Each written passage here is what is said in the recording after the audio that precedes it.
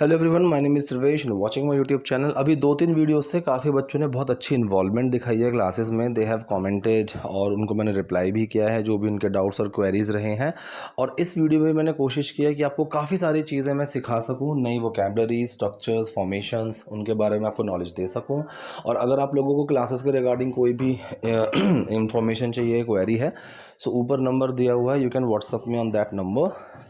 ठीक है, तो I let you know about the class timings and fees structures everything. तो चलिए आज की वीडियो हम शुरू करते हैं।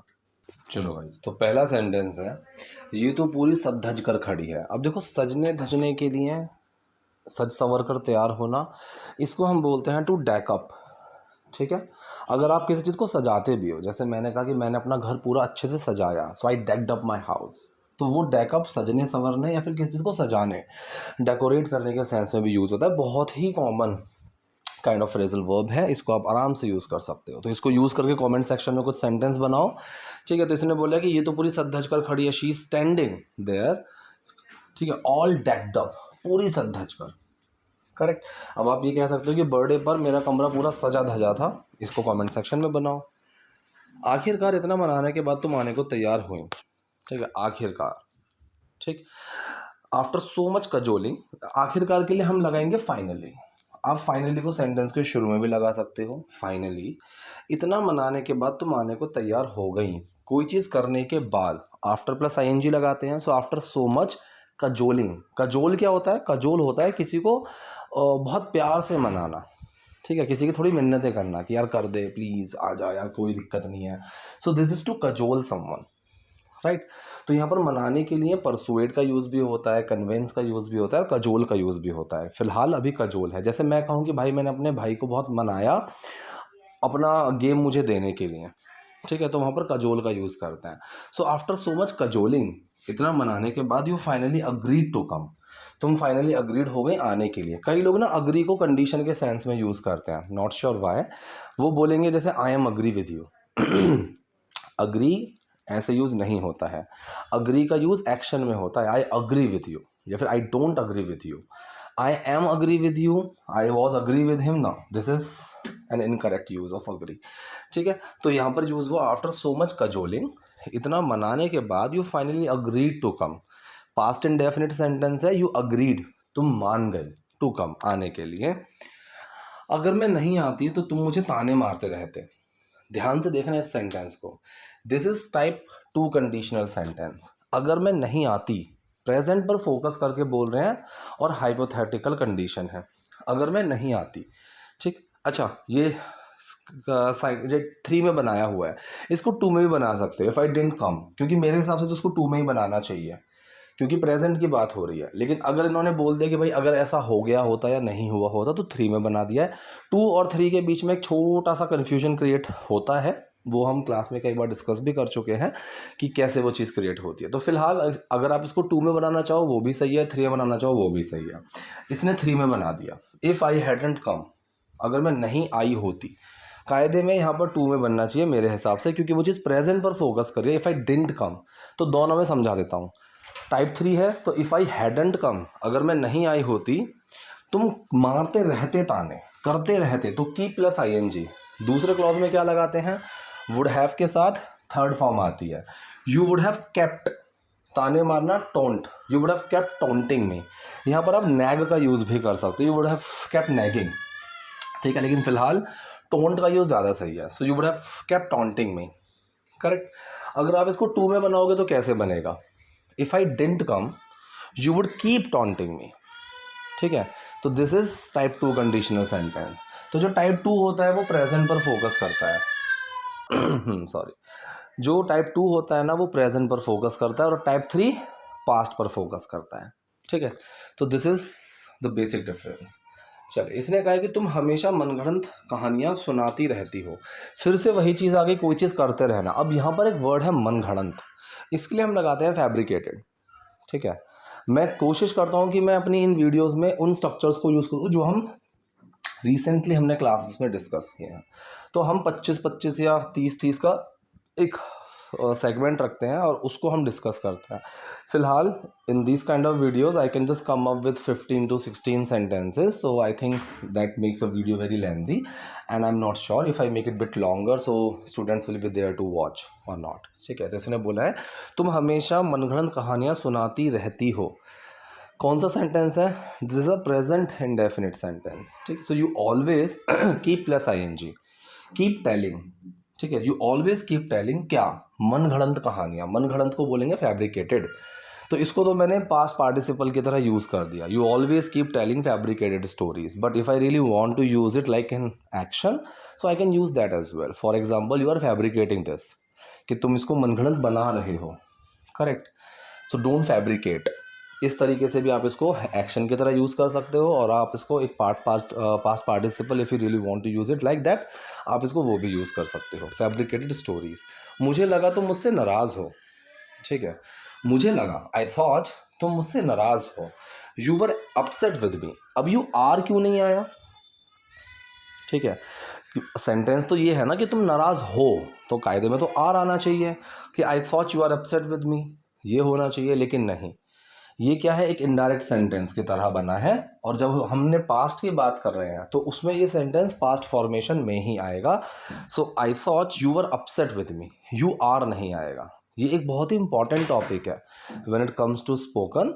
सो you should know these kind of subtleties, like where do we use indirect sentences and how do we frame questions using indirect sentences. So this is very important in terms of speaking. तो sentence बना, I thought you were upset with me.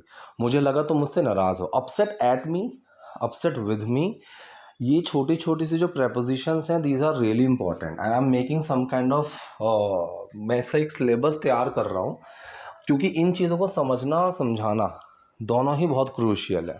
ठीक है, जैसे angry होता है, upset होता है, think होता है, हैप्पी होता है, इनके साथ हम कई सारे प्रेपोजिशंस का यूज़ करते हैं. Basically these kind of prepositions makes us confused the most. ठीक है, so I think we should know these kind of small differences and subtle nuances when we are speaking. Right. So I thought you were upset with me, यहाँ पर with का use करेंगे, eight का use नहीं करना है. ये बोला, मैं क्यों भला तुमसे नाराज़ होऊंगा. अच्छा, यहाँ पर एक टर्म आई. ये टर्म बहुत ही बहुत कॉमन हो चुकी है. कई लोग इस तरीके से बोलते हैं कि वाई ऑन अर्थ. ठीक है, हु ऑन अर्थ, इस तरीके से. ये ऑन अर्थ का कोई सेंस वैसे नहीं है कि इस धरती पर. भला भाई क्यों करूँगा मैं, मुझे क्या पागल कुत्ते ने काटा है. एक वो वाला जो हिंदी में सेंस आता है ना, ये इंग्लिश में वैसा ही सेंस है कि वाई ऑन अर्थ. भाई ऐसा भला होगा ही क्यों. ठीक है, why would I be upset with you, would का यूज़ करेंगे, विल का यूज़ नहीं करेंगे. गागी गे पे मत जाओ. वुड के हमने 12 यूजेस डिस्कस किए हैं, this is one of them. ठीक है, तो इसने बोला कि why would I be upset with you, मैं तुमसे नाराज़ क्यों होऊंगा. और जो सेंस है वाई ऑन अर्थ, भाई मुझे क्या पागल कुत्ते ने काटा है जो मैं तुमसे नाराज़ होऊंगा, ये वैसा एक सेंस जोड़ता है. तो आपको इसको ऐसे ही समझना पड़ेगा, because it doesn't carry any Hindi with itself. ठीक है, हम दोनों स्कूल में अच्छे दोस्त रहे हैं. अब हम किसी कंडीशन में रह चुके हैं, या फिर मैं किसी कंडीशन में रह चुका हूँ. देखो, मैं कोई एक्शन कर चुका हूँ, I have done something. Have के साथ क्या लगा? एक्शन की थर्ड फॉर्म लगी. मैं ये मूवी देख चुका हूँ, I have seen this movie. Correct. अगर मैं किसी कंडीशन में रह चुका हूँ, so I have been in some specific condition. सो वहाँ पर हैव के साथ क्या लगाया हमने? बी की थर्ड फॉर्म लगाई, आई हैव बीन. ठीक, तो मैं किसी कंडीशन में रहा. तो इसने बोला कि हम दोनों स्कूल में अच्छे दोस्त रहे हैं. सो अच्छे दोस्त एक कंडीशन है. So we have been good friends in school. Correct. जैसे मैं कहूँ कि मैं शाहरुख खान का पड़ोसी रह चुका हूँ, so I have been Shahrukh Khan's neighbour, तो मैं यहाँ पर बी का यूज़ करूँगा. तो इसने बोला कि we both have been good friends in school, हम दोनों स्कूल में अच्छे दोस्त रहे हैं. बाकी दोस्तों से मिले हुए भी मुझे बहुत वक्त हो चुका है. ठीक है, अब देखो, मुझे कोई काम किए हुए या करते हुए वक्त हो गया है. ये दोनों सेंटेंसेस की जो फॉर्मेशन है ना, वो थोड़ी थोड़ी सी सेम भी है और काफ़ी बिल्कुल अलग भी है. एग्जाम्पल, एक तो मैं कहूँ कि मुझे इंग्लिश पढ़ाते हुए 10 साल हो चुके हैं, एक मैं कहूँ कि मुझे इंग्लिश पढ़ाए हुए 10 साल हो चुके हैं. तो both sentences are completely different. Right, कि एक में तो 10 साल से मैंने काम किया ही नहीं है, और एक में 10 साल से मैं काम किए जा रहा हूँ.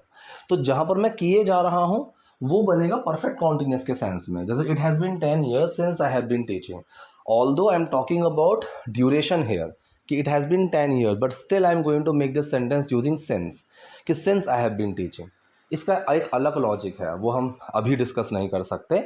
और अगर मैं बोलूँ कोई काम किए हुए, तो भी सेंटेंस की फॉर्मेशन ऐसी ही रहेगी कि जैसे मैं कहूँ कि मुझे इंग्लिश पढ़ाए हुए 10 साल हो चुके हैं, so it has been 10 years since I taught English. तो यहाँ पर सिंस के साथ हम सेकेंड फॉर्म लगाते हैं, although we could make this sentence using having formation as well, that is a completely different part which is a part of having classes which we have already covered in our classes, right? तो यहाँ पर having का use हमें करना चाहिए, कर सकते हैं, but since is also good. So it has been sorry, it has been a long time since I met, मुझे मिले हुए, तो यहाँ पर meet की सेकेंड फॉर्म लगी हुई है, since I met the rest of the friends too, ठीक है, कि मुझे बाकी दोस्तों से भी मिले हुए बहुत वक्त हो चुका है। मैं तुम्हें साफ साफ बता देती हूँ, let me tell you candidly. इसको हम ये भी बोल सकते हैं कि let me come clean. To come clean का मतलब भी यही होता है, साफ साफ बताना। जैसे बहुत सारी प्रॉब्लम्स क्रिएट हो रही थी, so I had to came clean and I told them everything. तो मुझे साफ साफ उनको हर चीज़ बतानी पड़ी, करेक्ट। और दूसरा कैंडिड, एक वर्ड होता है कैंडिड। कैंडिड का मतलब is kind of honest only, लेकिन इसका एक खुद का एक मीनिंग है, वो ये होता है कि भाई जैसा अंदर है वैसा ही बाहर, बिना कोई चीज़ छुपाए हुए। So that is to be candid. तो इसने बोला कि let me tell you candidly, कि भाई मैं तुम्हें ईमानदारी से साफ साफ बता देती हूँ, बिना कोई चीज़ छुपाए हुए। जब तुमने मुझे मिलने को बोला था तो मैं थोड़ा घबरा गई थी। कोई चीज़ करने को कहा, यहाँ पर एक्शन होता है आस्क। आस्क का यूज़ पूछने के लिए भी करते हैं कि let me ask you one thing, ठीक है, she ask me this question. लेकिन हम आस्क का एक यूज़ करते हैं when we ask someone to do something, जब हम किसी को कुछ करने के लिए कहते हैं। तो जब तुमने मुझसे आने के लिए कहा, व्हेन का मतलब जब, इसके बाद डिड नहीं लगाना है, वरना वो कब की तरह यूज़ हो जाएगा। अभी हमने WH वाली क्लास में इसको अच्छे से डिस्कस किया था कि WH के साथ जैसे when, what all, who all, whoever, what ever, इनके बहुत सारे यूजेस होते हैं। इसने बोला कि जब, व्हेन यू आस्क मी, तुमने मुझसे कहा टू मीट यू। आस्क के तुरंत बाद टू नहीं लगाना है, शी आस्क्ड टू मी। कई लोग इस तरीके से बोलते हैं, आस्क के बाद तुरंत टू नहीं आता है, शी आस्क्ड टू मी, ये गलत है। शी आस्क्ड मी। अब अगर कोई काम करने के लिए कहा, अब टू आ जाएगा, she asked me to do this, ठीक है। So when you asked me to meet you, meet के साथ विद नहीं लगाएंगे, कई लोग विद लगाते हैं, आई मेट विद हिम। हालांकि मीट के साथ विद आता है when we are going little bit more formal and we are talking about any specific meeting, so then we can use with, but here we don't. So when you ask me to meet you, जब तुमने मुझसे मिलने के लिए कहा तो मैं थोड़ा घबरा गई, ठीक है, I got a little nervous, ठीक है, I got a little nervous. मुझे याद है, आई रिमेंबर। याद के लिए कई सारे वर्ड्स होते हैं, सिर्फ रिमेंबर नहीं है, मेमोराइज भी है, मगअप भी है, रिकॉल भी है, रिमेंबर भी है, कई सारी चीज़ें होती हैं, but it depends on the context कि in which context actually you are talking, ठीक है। सो आई रिमेंबर, मुझे याद है, कॉलेज टाइम में तुम्हारा झुकाव म्यूज़िक की तरफ था। झुकाव होना, इसको बोलते हैं to have an inclination towards something, ठीक है, to have an inclination. Inclination is झुकाव, रुझान, इंटरेस्ट, राइट। जैसे मैं कहूँ कि भाई बचपन से ही मेरा जो इंटरेस्ट था ना, एक झुकाव था, वो टीचिंग के प्रति था। तो सिंस माई चाइल्डहुड, ठीक है, I have had this inclination towards teaching, correct. So I remember you had an inclination towards music. तुम्हारा जो रुझान था, इंटरेस्ट था, वो म्यूजिक के प्रति था ड्यूरिंग कॉलेज डेज, कॉलेज के दिनों में, करेक्ट। तो पूरा सेंटेंस क्या बना, I remember you had an inclination towards music during college days. So अब आप इस इंक्लाइनेशन को यूज़ करके कमेंट सेक्शन में सेंटेंस बना सकते हो, राइट, कि सर मेरा जो इंटरेस्ट था ना पहले होटल मैनेजमेंट की तरफ था, लेकिन किसी ने मुझे परस्यू नहीं करने दिया, राइट। तो इसको बनाओ कमेंट सेक्शन में, कैसे बनाओगे। अभी भी मुझे म्यूज़िक बहुत पसंद है, स्टिल और यट, आप यहाँ दोनों का यूज़ कर सकते हो। नेगेटिव में यट का यूज़ ज़्यादा होता है, वो एक अलग टॉपिक है, हमने यट को आराम से डिस्कस किया था सैटरडे संडे की एक्स्ट्रा क्लासेस में। But here we are going to discuss I still love music, मुझे म्यूज़िक अभी भी पसंद है। I still watch your videos, मैं अभी भी आपकी वीडियोज़ देखता हूँ, राइट। अगर मैं क्वेश्चन पूछूँ do you still watch my videos, तुम अभी भी मेरी वीडियोज़ देखते हो, सो इट्स लाइक दैट, ठीक है। लेकिन काफ़ी समय से मैं अपने काम में बहुत बिज़ी हूँ।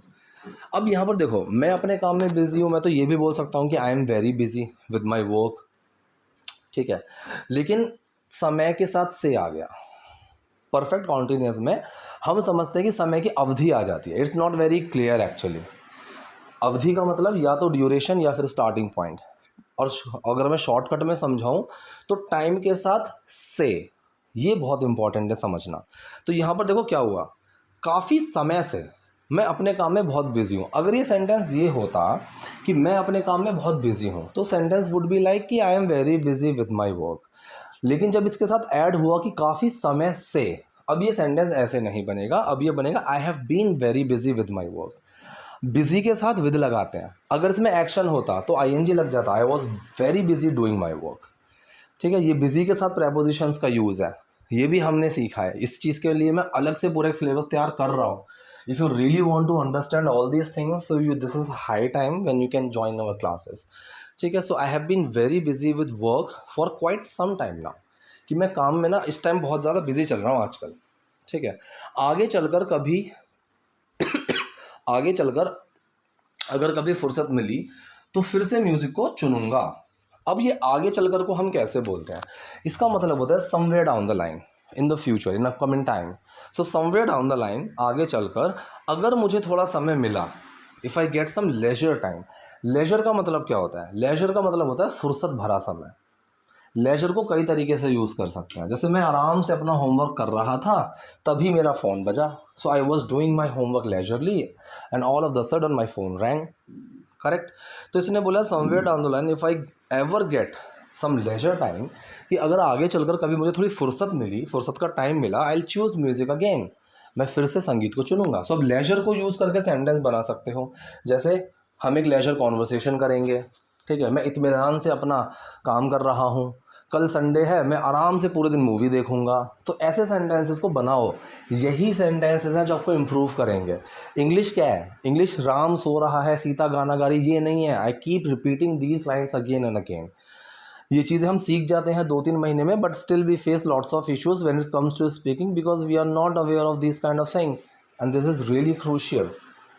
यही चीज़ तो आनी चाहिए। A native speaker or a good speaker, when they speak in front of someone, so they use these kind of terminologies and we are not able to understand and we don't cope with those kind of things, and that's why we find it very ineffectual, whatever we have learned so far, and very difficult to understand them, right? So you must know these kind of subtle differences, subtle nuances, and everything you must be aware of.